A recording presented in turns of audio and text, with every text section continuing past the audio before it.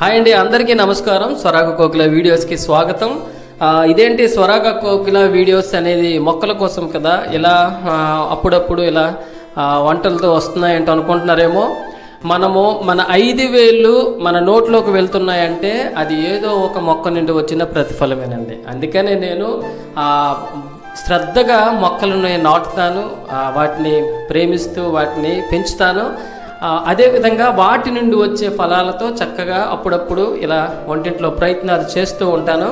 అయితే కొన్ని చిట్కాలతో, అంటే కొంతమంది చెప్పిన చిట్కాలతో ఈ వీడియోని మీ ముందుకు తీసుకొస్తున్నాను. ఎందుకంటే చాలామంది తమ్ముళ్ళు చదువుకోవడానికి బయట ఉండి అప్పుడప్పుడు కూడా చిన్న చిన్న ప్రయత్నాలు చేస్తూ ఉంటారు. వాళ్ళ కోసం చెల్లెళ్ళు చాలామంది వంటింట్లో ప్రతి ఒక్కరూ అప్పుడప్పుడు వెళ్తూ ఉంటారు. కాబట్టి అందరి కోసం చేస్తున్నాను. దయచేసి దీన్ని మంచిగా తీసుకోనండి.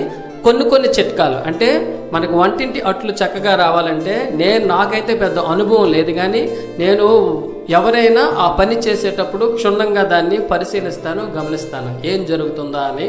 అలా గమనించి నేను తెలుసుకున్న విషయాలతో మీ ముందుకు వస్తున్నాను. బయట మనం అట్లు తినేటప్పుడు చక్కగా వాళ్ళేంటి చీపురుతో అదే పెనం మీద పాముతూ ఉంటారు. అలా కాకుండా ఇప్పుడు మన వంటింట్లో వంటలు ఏంటంటే, ఒక చెల్లి వచ్చింది రాజ్యం నుంచి. ఆ అమ్మాయి పేరు స్వాతి. అయితే వదిన అట్లు వేస్తుంది. అప్పుడు వదినికి సరిగా అట్లు రావటం లేదు. అప్పుడు నేనేమో వీళ్ళు ఏం చేస్తున్నారని టీవీ చూస్తూ గమనిస్తూ ఉన్నాను. అప్పుడు ఆ చెల్లి చెప్పిన మాట నా చెవిలో పడింది. వదిన, అట్లు బాగా రావాలంటే ముందు పెనం బాగా వేడెక్కాలి వదిన అన్నది.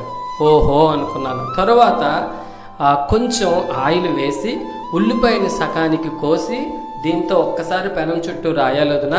అది కూడా మొదట మాత్రమే మనం చెయ్యాలి, మధ్యలో చేయకూడదు. ఒకవేళ మనం ఎక్కువ మంది కట్లు వేస్తున్నట్టంటే ఒక 10-15 అయిన తర్వాత కొంచెం ఇబ్బంది అయిందనుకోండి, మళ్ళీ ఆ ప్రక్రియను కొనసాగించాలి. అలా చేసింది అదొక చిట్కా.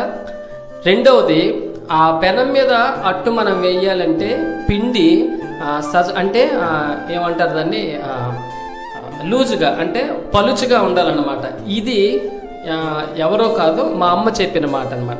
అమ్మ అట్లు వేసినప్పుడు చక్కగా మేము మా తల్లికి 4 కొడుకులు, అప్పుడప్పుడు మరి వంటింటితో పరిచయాలు ఉంటాయి కాబట్టి ఇలా పలుచగా ఉండాలి. అట్టు వేసేటప్పుడు చక్కగా ఇలా జారుతూ ఉండాలి. అయితే ఇది రెండవ చిట్కా. మూడవది, మనం మొదట ఆయిల్ వేసాం కదా పెనం మీద, ఇది పదే చేయకూడదు. అట్టు వేసిన తర్వాత చాలామంది దాన్ని చుట్టూ ఆయిల్ వేస్తారు. ఆ చెల్లి చెప్పింది ఏంటంటే, అలా కాకుండా అట్టు మీద మాత్రమే మనము కొంచెం ఆయిల్ వేయాలి. ఇలా చేస్తే చక్కగా మనకి వంటింట్లో అట్టులు సిద్ధమైపోతాయి. చివరిగా మరొకసారి చెప్తున్నానండి, వంటింటి అట్లు చక్కగా రావాలంటే పెనం బాగా వేడెక్కాలి. ఆ వేడెక్కిన పెనంపై 2-3 ఆయిల్ చుక్కలు వేసి సగంగా కోసిన ఉల్లిపాయతో పెనం చుట్టూ రాసి మనం వేసే పిండి జారుగా ఉండేటట్టు చూసుకొని అట్టు వేసుకొని దాని మీద అట్టు మీద మాత్రమే 2-3 ఆయిల్ చుక్కలను వేసుకుంటే చక్కగా మీ అట్లు వస్తాయి. ఈ వీడియో కనుక మీకు నచ్చినట్లయితే, నా ప్రయత్నాన్ని మీరు మెచ్చినట్లయితే దయచేసి లైక్ చేయండి, షేర్ చేయండి, కామెంట్ పెట్టండి. మీ సహృదయంతో సబ్స్క్రైబ్ చేసుకొని స్వరాగ కోకిల వీడియోస్ని ముందుకు నడిపించండి.